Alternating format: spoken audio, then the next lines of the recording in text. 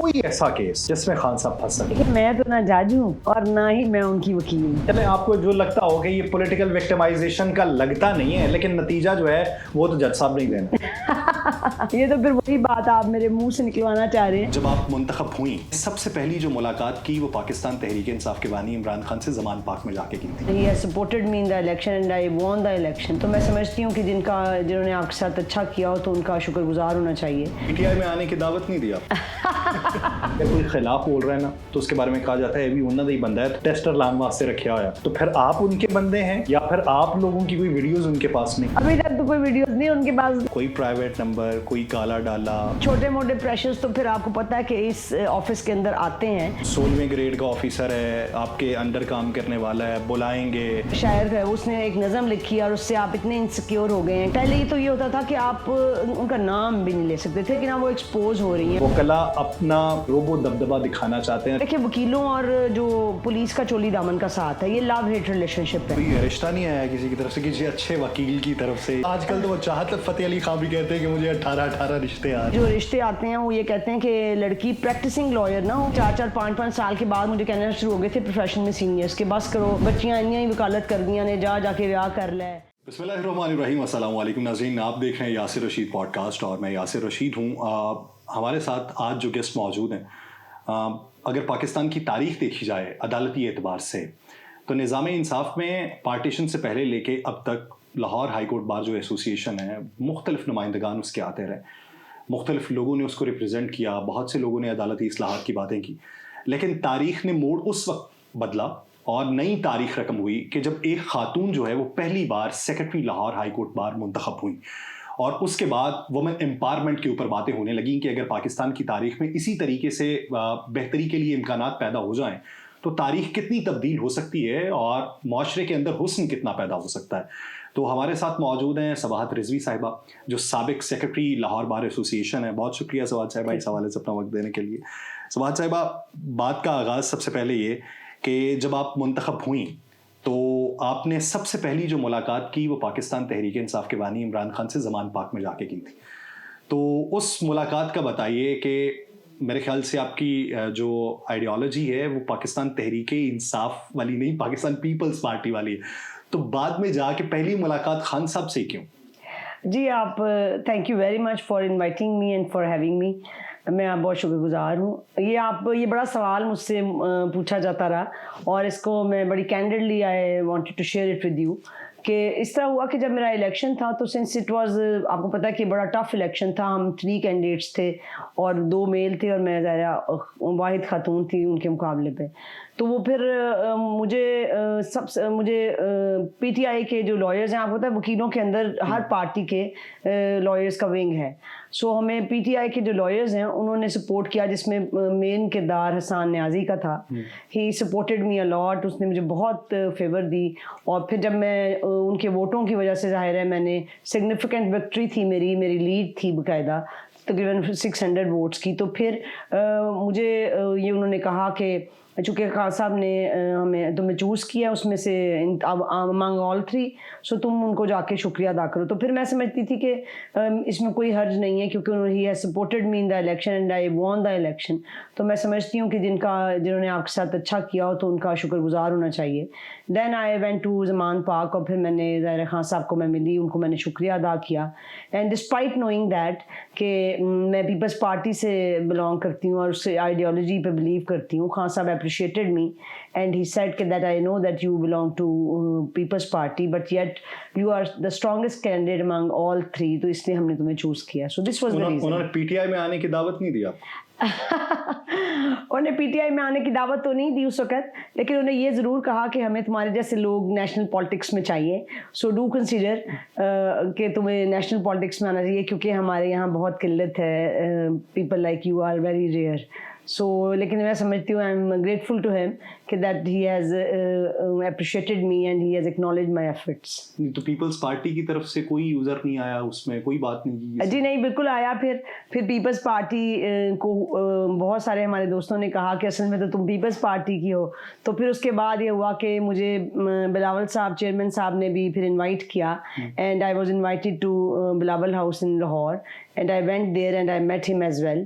So primarily he knows that मतलब I belong to that party.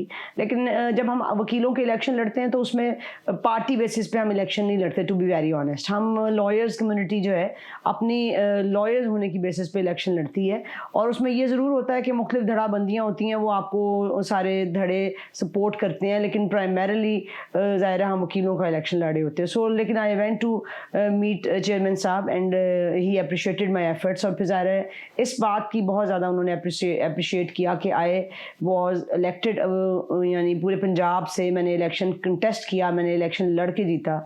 I was not selected, I was elected. अच्छा, अगर देखा जाए पाकिस्तान की 4 हाई कोर्ट बार्स को, तो सबसे मजबूत बार में शुमार होती है लाहौर हाई कोर्ट बार. क्या वजह है कि एक खातून को इस तरीके से प्रमोट करके इतना ऊपर लाया गया? यहाँ पे तो आपने खुद ही बात की, धड़ेबंदी बहुत है, टांगे खींचने वाले भी बहुत ज़्यादा होते हैं. तो किस तरीके से आप बतौर एक खातून, और वो छोटी नशिस्त नहीं है, यानी वो लाहौर हाई कोर्ट बार की नशिस्त है और जिसमें पूरी बार्स इन्वॉल्व होती हैं, कैंपेन में जाना, मुश्किलात दरपेश आना और जाके लोगों को राग़िब करना अपनी आइडियोलॉजी पे, तो क्यों सबाहत रिजवी का ही इंतखाब क्यों किया गया? ये आपका बड़ा मुश्किल सवाल है, मैं अपने मुंह से इसका क्या जवाब दूं. लेकिन मैं समझती हूँ कि मैं समझती हूँ कि मैं हमारी जो बार है उसमें देखिए 24,000, जब मैंने कंटेस्टेड इलेक्शन तो 24,000 मेंबर्स थे, जिसके अंदर सिर्फ 7% औरतें थीं, बाकी सब मेल मेंबर्स थे. सो लेकिन मेरा बिलीव है अभी भी कि जो वकील है उसका कोई जेंडर नहीं होता, वो सिर्फ वकील होता है, उसमें मर्द औरत की तफरीक नहीं होती. सो इसी स्लोगन के ऊपर मैंने अपना इलेक्शन टेस्ट किया था. जो लोग मुझे जानते हैं उनको ये भी पता था कि I am a professional lawyer, और मैंने मर्दों की तरह ही इस प्रोफेशन में काम किया. अब मजबूरी है कि मुझे मर्दों का ही रेफरेंस देना पड़े, लेकिन एनीवेज मैंने पूरी धड़ल्ले से, मतलब बिल्कुल ब्लंटली इस प्रोफेशन में काम किया है. नोबडी कैन से दिस के अगर वो ये कर सकता तो मैं नहीं कर सकती. सो ये बात सबको पता थी. एक बात तो ये है. दूसरी बात ये कि मुझे इसलिए चूज़ किया गया कि हमारे यहाँ ख़वातीन से ये मशरूत है कि इस सीट के लिए औरतें नहीं आती, क्योंकि मैं जब पंजाब में जहाँ पे भी जाती थी, देखिए मैं रिमोट एरियाज़ में भी गई, मैं मियाँ वाली गई, पिपला गई, मैं खुशाब गई हूँ, और बहुत सारे एरियाज़ में भक्कर और मनकेरा, यानी ये सारी इसकी तहसीलें हर जगह मैं गई हूँ. वहाँ पे लोगों का ये कॉन्सेप्ट था कि वो बड़े हैरान होते थे कि तुम किस तरह से सेक्रेटरी के लिए आ गई हो. आज तक हमने अपनी 20 साल की या 30 साल की प्रैक्टिस में किसी औरत को नहीं देखा कि वो इतनी बड़ी सीट के लिए लड़ रही हो. सो ये एक उनके लिए बहादुरी का स्टेप था जो मैंने लिया था, और वो मेरी कंसिस्टेंसी थी, उसकी बेसिस पे फिर उन्होंने दे हैव अप्रिशिएटेड मी. और मैं बहुत शुक्रगुजार हूँ क्योंकि मुझे मेल मेंबर्स का वोट, जाहिर है मैं समझती हूँ, ने जिताया है. That was my winning vote, और मैं बड़ी शुक्रगुजार हूँ. अलामत तो खातून, हाँ बिल्कुल, मैं देखिए ना, मैं अलामत साबित हुई. हाँ बिल्कुल ऐसे है, क्योंकि मैं समझती हूँ कि मर्दों के अंदर इस बात का इदराक है कि औरतें भी इस निज़ाम का उतना ही इम्पोर्टेंट हिस्सा जितने वो हैं. And this was the reason that they have chosen me to become secretary of their bar and to represent them in the history of Lahore high court bar association. और मैं समझती हूँ कि ये इदराक होना एक रे ऑफ होप है कि हमारी जो बार एसोसिएशंस हैं और उसके जो मेंबर्स हैं, they are still very enlightened and they are very, यानी वो आज़ाद हैं और वो अपने फैसले करने में मुख्तार हैं. सो मैं समझती हूँ ये एक सिंबल ऑफ होप. इस वाले पोर्शन में आपकी ज़ाती ज़िंदगी से मुताल्लिक कुछ सवाल है, क्योंकि खान साहब से भी मुलाकात, वो आपके ज़ाती एक तौजीह है कि जब आप जाके मिली. बात ये है कि हमें ये सुनने को मिलता है कि अगर फाइनेंस सेक्रेटरी की सीट के जॉइंट सेक्रेटरी की सीट पे भी इलेक्शन लड़ना होना, अब इसमें मुबालगा राई है या हकीकत है ये मुझे मालूम नहीं, कहा जाता है कि एक खोखा तो कम से कम लग जाता है. अब सेक्रेटरी की सीट हो तो कम से कम फिर इस हिसाब से तो 2-3 खोखे तो लगते होंगे. तो इसका मतलब है कि आपकी इनकम काफ़ी अच्छी, जो मैंने खर्च किया या जो मैंने कमाया है, जो खर्च किया, क्योंकि कहा जाता है 2-3 करोड़ तो लग जाता है. नहीं, मैं समझती हूँ ये मुबालगा आ रही है, क्योंकि मैं एक यानी बिल्कुल हम्बल बैकग्राउंड से बिलोंग करती हूँ और मैं सेल्फ मेड आदमी हूँ, और मैंने बिल्कुल मीडियोकर क्लास से हम बिलोंग करते हैं and I am proud of it. और मेरे पास सच्ची बात है, मैंने जब इलेक्शन शुरू किया, आई डोंट हैव दोज मतलब फंड्स इन माई अकाउंट. इतने लंबे चौड़े खाते ना मेरे पास थे, ना I was planning to spend so much money.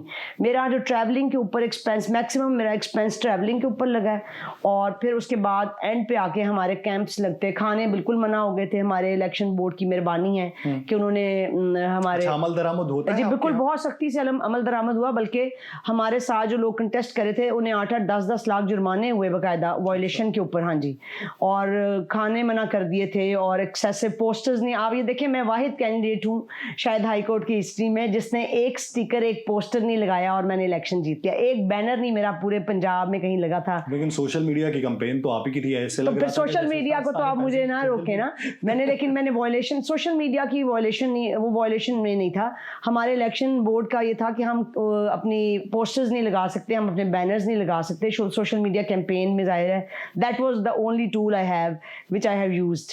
सो इसलिए मैं नहीं समझती कि इतने लंबे चौड़े पैसे लगते हैं, और मैं इससे बिल्कुल डिसएग्री करती हूँ। मैंने बड़ा कैलकुलेटेड और बड़ा इकोनॉमिकल इलेक्शन लड़ा है, and I think that anyone who is a self maid can contest election. अच्छा, एक सवाल है कि सबाहत रिजवी की तरह तारीख बदलने के लिए इंसान का गैर शादीशुदा होना ज़रूरी?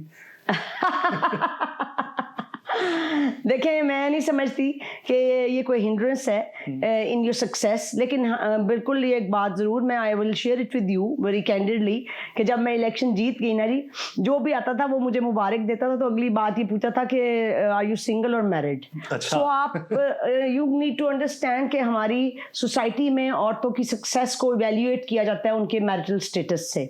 कि और मेरा सिंगल होना उनके लिए बड़ी अचंभे की बात थी कि वाई आई एम सिंगल। सो मैं नहीं समझती इसमें कोई ऐसी बात है अनलेस आज तक सिंगल हैं क्यों? जी देखिए, ये तो मेरी पर्सनल बिल्कुल चॉइस है, लेकिन मैंने किसी एक इंटरव्यू में भी बताया था और बड़ी फेयर बात है, my father don't want us to marry because वो समझते थे कि इस सोसाइटी के अंदर जहाँ पे बहुत पैट्रियार्की है और बहुत पैट्रियार्कल सोसाइटी है, वहाँ वो समझते थे कि मैंने अपनी बेटियों को इतना इंडिपेंडेंट कर दिया, इतना पढ़ा दिया that they don't need a man.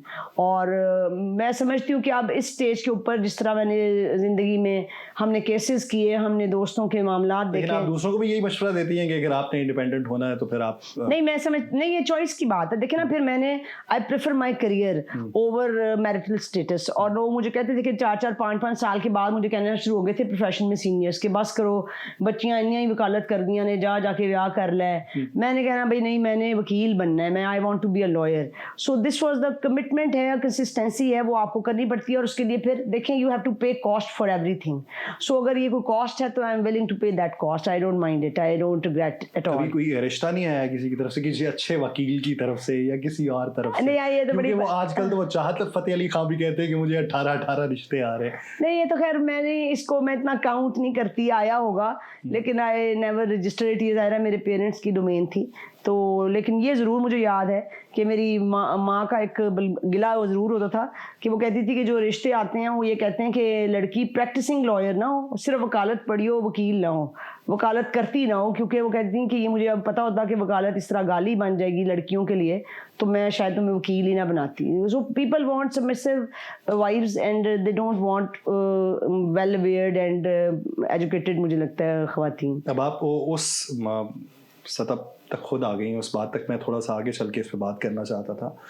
वकला से अवाम डरते क्यों हैं? क्योंकि अगर आप शहरों में देखें तो हर चौथे कब्जे के ऊपर किसी वकील का नाम लिखा होता है, या मैं अपने प्रोफेशन की बात करूं किसी सहाफ़ी का नाम लिखा होता है। लेकिन आप बतौर वकील जो कम्युनिटी है उनकी नुमाइंदा होने के नाते मेरा ये सवाल आप ही से बनता है, क्यों ऐसा है? जी देखिए, ये बड़ा अनफॉर्चुनेट है, टू बी वेरी ऑनेस्ट। अच्छे बुरे लोग हर प्रोफेशन में होते हैं, इसी तरह वकीलों में भी अच्छे और बुरे लोग मौजूद हैं। ये मैं बिल्कुल ये नहीं आपको गलत बात नहीं करूँगी कि नहीं वकील इस तरह नहीं करते, बिल्कुल ऐसी है।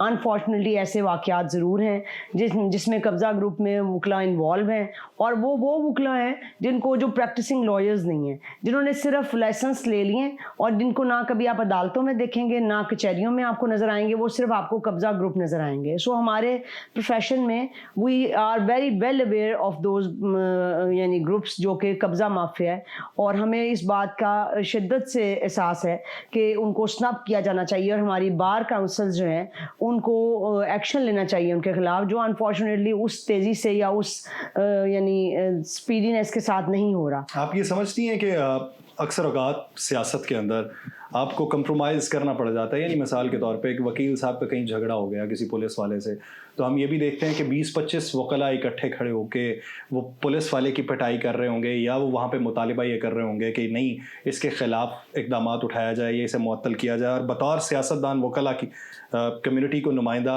بن کے جو ڈیل کرنا پڑتا ہے اس میں آپ کو بھی کمپرومائز کرنا پڑتا ہے، ووٹوں کی خاطر بات کرنی پڑتی ہے. جی دیکھیں اس میں بھی سچویشن پہ ویری کرتی ہے، ہر سچویشن پہ ڈپینڈ کرتا ہے، کیونکہ میں نے اپنے ٹینیور میں کئی ایسی سچویشنز دیکھی ہیں جس میں دیکھیں وکیلوں اور جو پولیس کا چولی دامن کا ساتھ ہے، یہ لو ہیٹ ریلیشن شپ ہے، وہ ہمارے بغیر نہیں چل سکتے، ہم ان کے بغیر نہیں چل سکتے whether we like them or not. اسی طرح ان کا بھی سلسلہ ہے.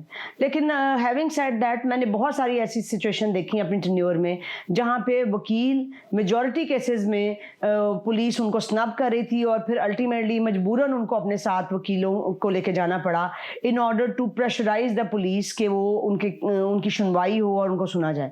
اب یہاں یہ عالم ہے، آپ جانتے ہیں پولیس کا، کہ ایک عام شخص جو ہے وہ رل رہا ہے تھانوں میں، اس کی سنوائی نہیں ہو رہی، تو what to talk about lawyers. So lawyers چونکہ لا نوئنگ ہوتے ہیں، سو وہ ایک یہ ٹیکٹ ضرور استعمال کرتے ہیں کہ وہ اپنی گریوینس ریڈریس کرنے کے لیے اپنی کمیونٹی کے لوگوں کو لے کے چلے جاتے ہیں، جو ظاہر ہے سم ٹائمز غلط بھی ہے، but majority of the cases میں پولیس جو ہے وہ اوور ڈوئنگ کر رہی ہوتی ہے. اور وہ مجموعی طور پہ ہم تاثر کو کیسے زائل کر سکتے ہیں کہ ہم بحیثیت معاشرہ کہیں آگے بڑھنے کی تگ و دو کر رہے ہیں. مثال کے طور پہ ایک لڑائی ہوئی، وکلاء کو پولیس والوں نے مارا، پولیس والوں کو خواجہ سراؤں نے مارا، تو سوشل میڈیا کے اوپر وکلاء کی طرف سے ہی زیادہ یہ باتیں ہونا شروع ہوئیں کہ بہت اچھا ہوا.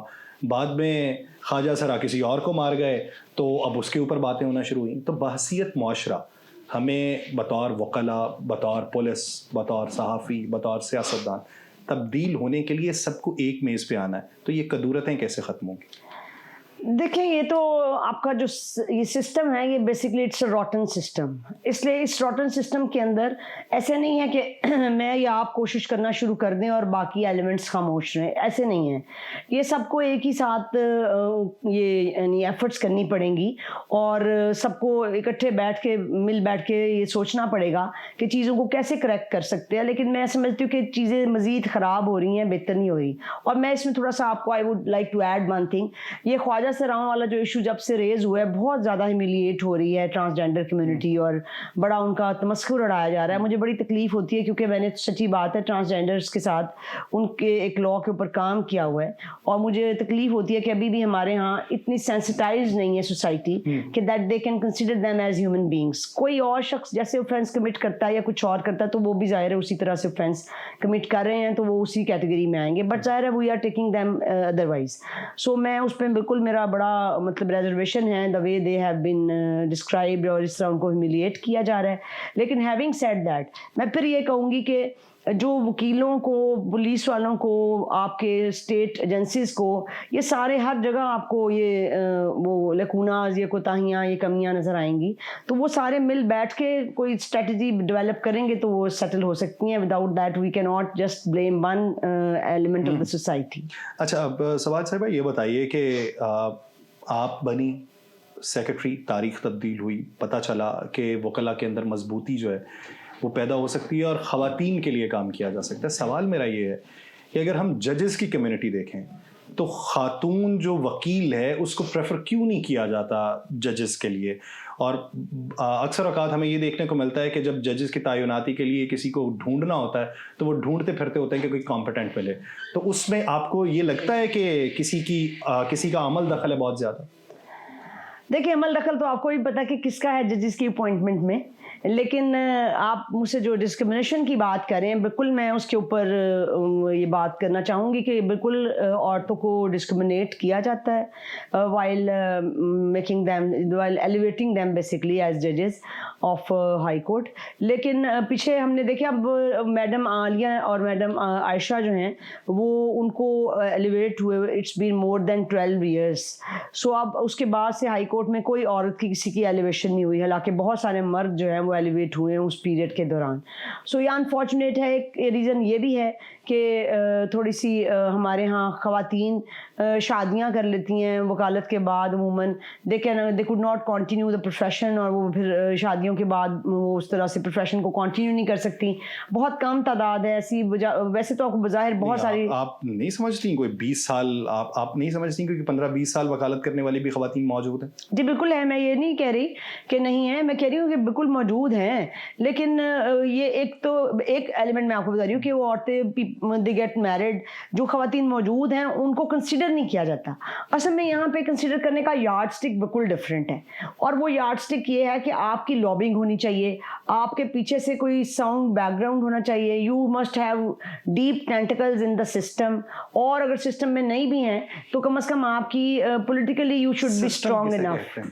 सिस्टम वही जो यहाँ पे जो लोग यानी इस हेल्म ऑफ द अफेयर्स बैठे हुए हैं, and then they are running the show. और आपको पता ही है कि हमारे यहाँ एलिवेशन के लिए एक मतलब एक मखसूस जगह से क्लियरेंस की भी ज़रूरत होती है. उसमें भी बहुत सारी फिर चीज़ें आ जाती हैं. सिर्फ competency is not the only thing जो औरतों को जजेस बनाने के लिए रिक्वायर्ड है. कॉम्पिटेंस होना is not the only thing. अच्छा सबात साहिबा, हमने ये देखा जब आप मुंतखब हुई तो उसके बाद जो आपके अंदर अग्रेशन था या जिस तरीके की बातें थीं वो हमने एतजाज़ एहसन साहब, ये चंद वकला जो पार्लियामेंट के अंदर बातचीत किया करते थे जिस तरीके से कि कहो तुम सिफारत में जाने से पहले, कहो तुम वजारत में जाने से पहले, दिखाओ हमें अपने आमालना में, खुदा के ये कल पे नम छोड़ो. तो ये जो सारी चीज़ें वो आपके अंदर देखने में आई. तो क्या वजह थी कि मर्द कम्युनिटी उस अग्रेशन का शिकार कह लें या उसके अंदर महव नहीं थी, वो आप थीं, और आपने जिस तरीके से ललकारा वो इदारों को भी या दूसरे सिस्टम को ठीक करने के लिए भी, वो अग्रेशन कहाँ से आया?